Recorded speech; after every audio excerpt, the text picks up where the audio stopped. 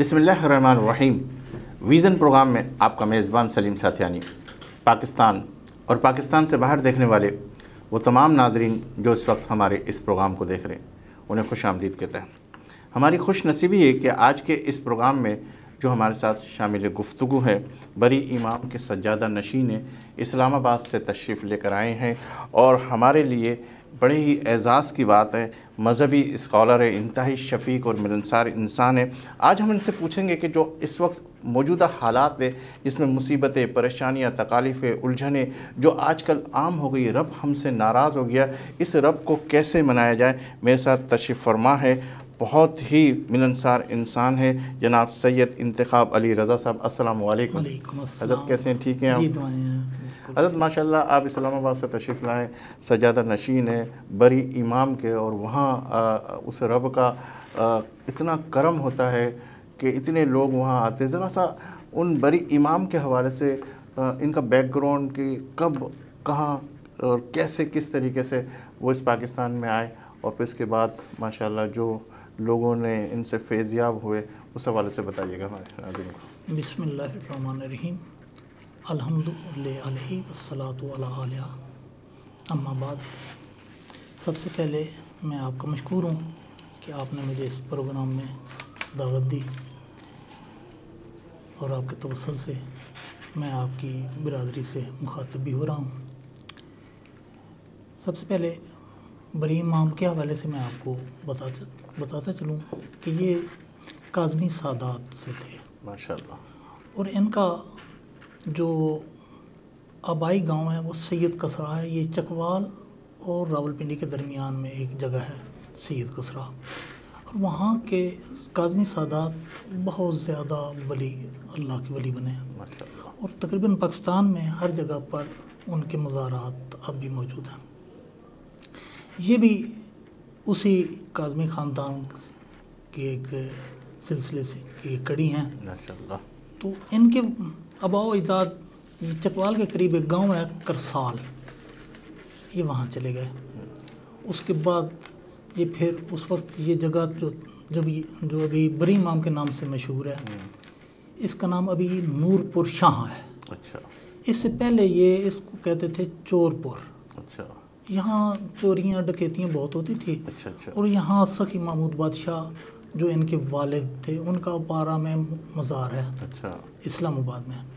وہ یہاں تشریف لائے اور اس جگہ کو انہوں نے چور پور کی بجائے نور پور بنا دیا۔ ماشاءاللہ، اور حضرت بری امام سرکار نے یہاں کا بہت زیادہ کرامات دکھائیں اور لوگ ان کے گرویدہ ہو گئے۔ یہ ایک علمی شخصیت تھے اور علمی گھرانے کے فرد تھے، اور انہوں نے بہت زیادہ تبلیغ کی، اور اس تبلیغ میں لوگ جوک در جوک ان کے پاس آنے لگے، اور ان کا جو مقام بلند ہوتا گیا۔ ماشاءاللہ۔ 350 سال پہلے جی 350 سال پہلے حضرت بری امام یہاں جب آئے تھے، چونکہ میں نے پہلے آپ کو بتایا کہ اس جگہ کا نام چور پور تھا، ٹھیک، تو اس وقت حضرت بری امام نے ایک پیشن گوئی کی تھی کہ ایک وقت آئے گا یہ بہت بڑا شہر بنے گا اور دنیا کا مرکز بنے گا۔ اچھا، ماشاءاللہ۔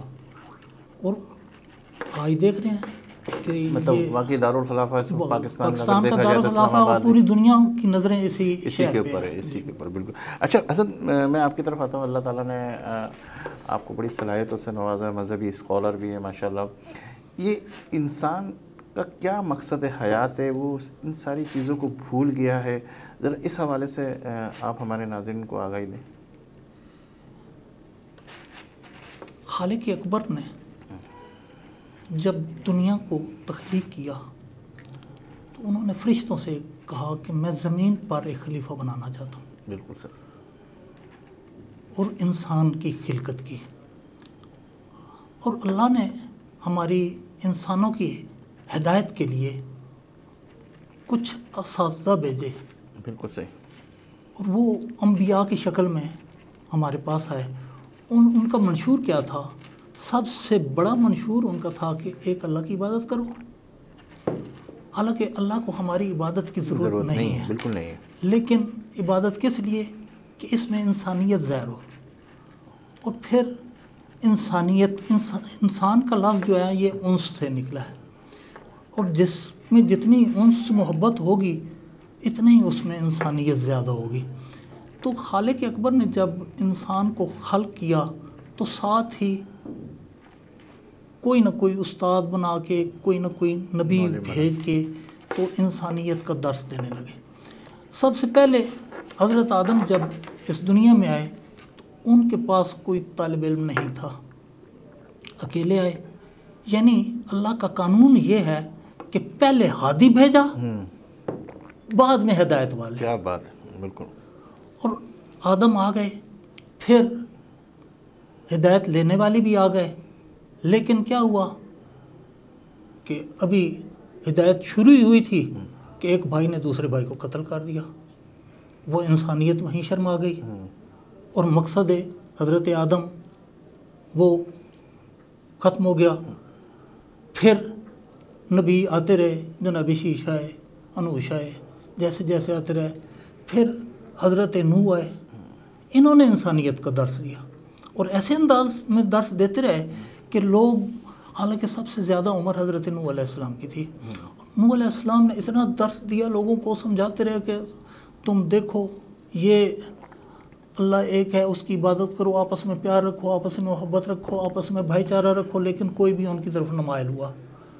اور پھر ایسا ہوا کہ یہ نوح نے ایک عجیب بات کرنے لگا ہوں، نوح علیہ السلام نے یہ سوچا کہ پہلے دن ہی زمین پر خون بہا تھا، شاید اس لیے اللہ ناراض ہے، یہ بندے اس پہ اس طرف نہیں آ رہے، تو اس نے دعا کی یا اللہ سیلاب دے، وہ زمین دھو ڈالی، اور وہ زمین دھو کے بھی انہوں نے یہ تبلیغ کی، لیکن کیا ہوا، بہت کم لوگ ان کی طرف مائل ہوئے، باقی سب غرق ہو گئے۔ اس لیے حضرت نوح علیہ السلام کو آدم ثانی بھی کہا جاتا ہے۔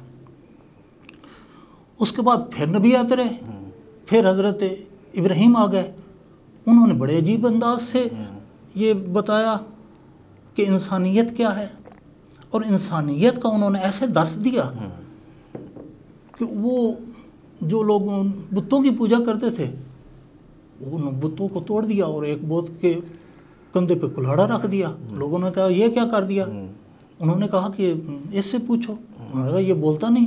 انہوں نے کہا بولتا نہیں ہے تو تمہارا خدا کیسے؟ بالکل صحیح۔ یہ اس طریقے سے وہ دیتے رہے، لیکن ان کو آگ میں ڈال دیا گیا، آگ گلزار بن گئی، لیکن انسانیت شرمانے لگی۔ اس کے بعد پھر نبی آتے رہے، بہت مختصر کر رہا ہوں۔ پھر ایک نبی آیا، اور وہ نبی اس کا نام موسیٰ تھا۔ یہ باقی خالی ہاتھ آئے تھے، وہ ڈنڈا ساتھ لائے تھے، شاید یہ اس ڈنڈے کے ساتھ کچھ سمجھ جائیں، لیکن وہ نہ سمجھ سکے۔ وہ لوگوں کو بڑا اس طرف مائل کرتے رہے، لیکن اسی دور میں لوگوں نے خدائی دعویٰ بھی کر دیا۔ اس کے بعد پھر ایک نبی آئے، ان کو انسانیت سدھارنے میں اتنی جلدی تھی کہ انہوں نے باپ کے آنے کا بھی انتظار نہیں کیا، وہ بن باپ کے آ گئے۔ ان کا نام حضرت عیسیٰ تھا۔ اب حضرت عیسیٰ نے تبلیغ کی، لیکن کرتے رہے، آخر ان کو پھانسی پہ لٹکانے کی کوشش کی، اور اللہ نے ان کو چوتھے آسمان پہ بلا لیا۔ پھر اللہ نے کہا کہ یہ تو انسان سدھر نہیں رہا، پھر اللہ نے اس نبی کو بھیجا، سبحان اللہ، جس کا نام محمد مصطفیٰ، اور جس کی ہم امت ہیں، بالکل، رحمت اللہ عالمین۔ رحمت اللہ عالمین۔ موسیٰ نے انسانیت کیوں کہا جاتا ہے؟ بالکل، اس لیے کہ انہوں نے ایسے انداز میں درس دیا کہ اللہ کو کہنا پڑ گیا، الیوم اکملت لکم دینکم، آج دین مکمل ہو گیا۔ اور یہ ہم انسانوں کے لیے جو خصوصاً حضرت محمد مصطفیٰ صلی اللہ علیہ وسلم کی امت ہیں، یہ ہمارے لیے بہت بڑا فخر کا مقام ہے کہ ہم اس نبی کی امت میں ہیں جس پہ تمام نعمتیں مکمل کر دی اور دین کو مکمل کر دیا۔ اور ہم لوگوں کو چاہیے کہ جو رسول اکرم صلی اللہ علیہ وسلم کا وین تھا، جو ان کا پیغام تھا، جو انہوں نے اسلام دیا، یہاں ایک بات میں کرتا جاؤں سلیم بھائی، وہ یہ ہے کہ اسلام کی بہت زیادہ ڈیفینیشن آئی ہیں، لیکن جو میں اسلام کی ڈیفینیشن سمجھتا ہوں نا وہ بڑی عجیب ہے. وہ فقط اور فقط یہ ہے کہ اسلام ہے کیا؟ نماز روزے کا نام ہے اسلام؟ نہیں. حج زکوٰۃ کا نام ہے اسلام؟ یہ تو اس کے فروعات ہیں. بالکل. اسلام ہے کیا؟ تو اگر مجھ سے آپ پوچھنا چاہتے ہیں نا کہ اسلام کیا ہے تو میں آپ کو بتاتا ہوں محمد مصطفیٰ صلی اللہ علیہ وسلم کی صداقت کا نام ہے اسلام. جو کچھ انہوں نے کہا ہے وہی اسلام ہے، اور اس پہ ذرا برابر بھی اگر کوئی قدغن لگائیں گے تو پھر اسلام یہ جو آپ کا اسلام ہے پھر ریت کا قلعہ ثابت ہوگا. بالکل صحیح کہا. اچھا حضرت صاحب، پیارے حبیب محمد مصطفیٰ صلی اللہ علیہ وآلہ وسلم کے حوالے سے آپ تمام انبیاء کی طرف لیتے ہوئے پھر پیارے حبیب محمد مصطفیٰ صلی اللہ علیہ وسلم سے آپ نے آخری کے اندر کہا کہ یہ اسلام کا ضابطہ حیات ہے، مطلب اس کے بعد کوئی بھی چیز کہہ ہی نہیں سکتے، اور کمپلیٹ ہو گئی ہر چیز. خاتم النبیین ہے، اس کے بعد کوئی نبی نہیں آئیں گے. اچھا، پتھر کی فضیلت کے حوالے سے میں آپ سے سوال کرنا چاہوں گا، ذرا اس بارے میں بتائیے ہمارے ناظرین کو. یہ جو پتھر ہے، چونکہ حضرت محمد مصطفیٰ صلی اللہ علیہ وسلم اپنے ہاتھ میں انگوٹھیاں پہنتے تھے، اور جب کوئی انگوٹھی ان کے ہاتھ میں ہوتی تھی تو اتنی وہ متبرک ہوتی تھی. اور کبھی ان سے جو سوال ہوا کہ یہ پتھر کلمہ پڑھ دیں تو ہم مسلمان ہو جائیں گے، تو وہ ان پتھروں نے، ان انگوٹھی کے پتھروں نے کلمہ پڑھا تھا. سبحان اللہ. اور پھر یہ اس لیے اس کی فضیلت تو ہے، اس سے تو کوئی انکار نہیں کر سکتا. لیکن چونکہ یہ ہمارے دین میں نہیں ہے شامل کہ ہم نے لازمی پہننا ہے، یہ ہم پہ واجب نہیں ہے، لیکن اس کی فضیلت سے کوئی بندہ انکار نہیں کر سکتا.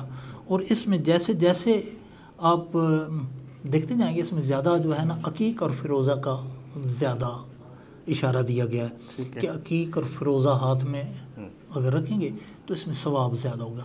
اور ثواب کا یہ اللہ نے ایک اللہ تعالیٰ بہانے تلاش کرتا ہے کہ میں کس طرح اپنے لوگوں کو، اپنے بندوں کو میں ثواب کی بارش سے نوازوں.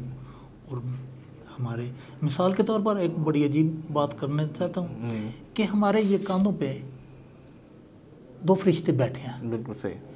لیکن جب ہم کوئی نیک عمل کرتے ہیں تو یہ والا فرشتہ لکھنے لگ جاتا ہے. صحیح. اور یہ والا جو ہے نا فارغ بیٹھا ہوتا ہے. اور جب کوئی ہم برا کام کرتے ہیں تو یہ والا لکھنے لگ جاتا ہے اور یہ والا فارغ. لیکن ایک ایسا عمل ہے یہ دونوں کام کرنے لگ جاتے ہیں. وہ کیا عمل ہے کہ ہم محمد مصطفیٰ صلی اللہ علیہ وسلم کی ذات پر درود بھیجیں تو یہ والا ثواب لکھنا شروع کر دیتا ہے اور یہ والا گناہ مٹانا شروع کر دیتا ہے. کیا بات ہے، کیا کہہ دیا. بالکل. تو ایسے جو ہے نا اس میں کچھ چیزیں ہیں ہمارے آقا نامدار حضرت محمد مصطفیٰ صلی اللہ علیہ وسلم نے جو انہوں نے انگوٹھی پہنی وہ ہمارے لیے سنت بھی ہے. اور ان کے ہاتھ میں عقیق فیروزے کی انگوٹھیاں ہوتی تھی. تو یہ چونکہ اچھا، اس حوالے سے ہم پروگرام سے پہلے بھی بیٹھے ہوئے تھے، بڑی اچھی آپ نے ایک بات ہم سے شیئر کی تھی کہ جس طریقے سے کعبے کا اگر وہ کپڑا معتبر ہو جاتا ہے. میں مثال دے رہا ہوں کہ اگر میں ایک سوٹ خریدتا ہوں اپنا تو سوٹ کے ساتھ میں ایک 1.5 گز کا کپڑا علیحدہ خرید لیتا ہوں. کس لیے؟ کہ یہ میں قرآن کا غلاف بناؤں گا. اب جب وہ میرے ہاتھ سے گرے گا تو میں اٹھا کے چوموں گا، اور دوسری طرف وہ میرے سوٹ گرے گا تو مجھے کوئی پرواہ بھی نہیں ہوگی. کیوں؟ اس کی نسبت ہو گئی تھی اس قرآن حکیم کی طرح. اور جہاں کسی چیز کی کوئی نسبت ہو جائے تو کوئی چیز ہے، اگر آپ سنت نبی سمجھ کے کوئی کام کرتے ہیں، یہ ہاتھ میں تسبیح لینا یہ سنت نبی ہے. اگر آپ اس میں سنت نبی سمجھ کے اس ہاتھ میں تسبیح لیتے ہیں تو آپ چاہے یہ نہ بھی پڑھیں نا تو تب بھی آپ کو ثواب مل رہا ہوتا ہے. اصل میں یہ دیکھتا ہوں کہ قرآن شریف پڑھا جاتا ہے اور لوگ جو ہے بیٹھے ہوئے ہوتے ہیں، ٹس سے مس نہیں ہوتے. تاثیر کے حوالے سے تو میں کہوں گا نہیں کہ اس کی تاثیر تو کبھی زندگی میں کبھی ختم ہی نہیں ہو سکتی. تو کیا کرنا چاہیے جب قرآن شریف پڑھا جائے تو لوگ اس کے احترام نہیں کرتے؟ وہ احترام کے حوالے سے آپ میرے ناظرین کو بتائیں کہ یہ کتنی افضل کتاب ہے کہ اس کتاب کے حوالے سے رب نے اس کو سینے میں محفوظ کر دیا ہے، اس کا کوئی زیر زبر پیش وغیرہ کوئی بھی ہٹ نہیں سکتا، اور اس کی حفاظت کا وعدہ خود رب کریم نے کہا ہے۔ تو ہم جو ہے اس چیز سے غافل ہو گئے ہیں کہ قرآن شریف پڑھا جا رہا ہے، اذان ہو رہی ہے، جیسے لوگ اس دوران بھی آپس میں باتیں کرتے ہیں، تو قرآن مجید جب پڑھا جائے تو اس حوالے سے آپ میرے ناظرین کو بتائیں کہ خاموش رہنا سننا کس طرح افضل ہے۔ قرآن اللہ کی وہ لاریب اور بے عیب کتاب ہے، حالانکہ اللہ کی 4 کتابیں اور 3 کتابیں اور بھی ہیں، لیکن جب سے قرآن آیا ہے وہ جو منسوخ ہو گئی ہیں، ہمارے لیے یہ واجب ہو گیا۔ اور یہ قرآن، اس کا یہ معجزہ یہ ہے کہ اس میں کوئی بندہ وہ اس کو اس طریقے سے یاد کر لیتا کہ اس کی زبر زیر کا بھی فرق نہیں آتا، بالکل صحیح۔ اور یہ معجزے ہیں۔ اور اس میں تمام ناظرین سے یہ التماس کروں گا کہ وہ اپنے بچوں کو اس طرف مائل کریں، قرآن کی تعلیم ضرور دیں، ایک وقت بنائیں، ان بچوں کو بٹھا کے قرآن کی تعلیم دیں، اور قرآن جتنی تعلیم دیں گے اور ان کو بتائیں کہ اس کی عظمت کیا ہے، اور اس سے بڑی عظمت ہو ہی نہیں سکتی کہ آپ اس کو بغیر وضو ٹچ نہیں کر سکتے، کیا بات، ہاتھ نہیں لگا سکتے۔ یہ دیکھو نا، آپ بغیر وضو مسجد میں جا سکتے ہیں، لیکن قرآن کے حروف کو بغیر وضو آپ ہاتھ نہیں لگا سکتے۔ حضرت ہاں جی آپ فرما رہے تھے، میں بیچ میں رک گیا۔ میں یہ کہنا چاہ رہا تھا کہ اس کو جتنی مرتبہ پڑھا جائے جی، اس کی ایک الگ ہی تاثیر ہے، اور دنیا کی کوئی کتابیں بھی آپ دیکھ لو، اگر اس حوالے سے پڑھی جائے تو 1 دفعہ 2 دفعہ کے بعد بوریت ہو جاتی ہے، لیکن اس کی تاثیر ختم نہیں تھی۔ اس سوال کی طرف میں آتا اس سے پہلے کہ مجھے یہاں اشارہ ہو رہا ہے بریک کا، ناظرین یہاں لیں گے ایک بریک، اس یقین کے ساتھ کہ آپ ہوں گے ہمارے ساتھ، ہم تو ہیں ہی آپ کے ساتھ۔ ملتے ہیں چند لمحوں کے بعد۔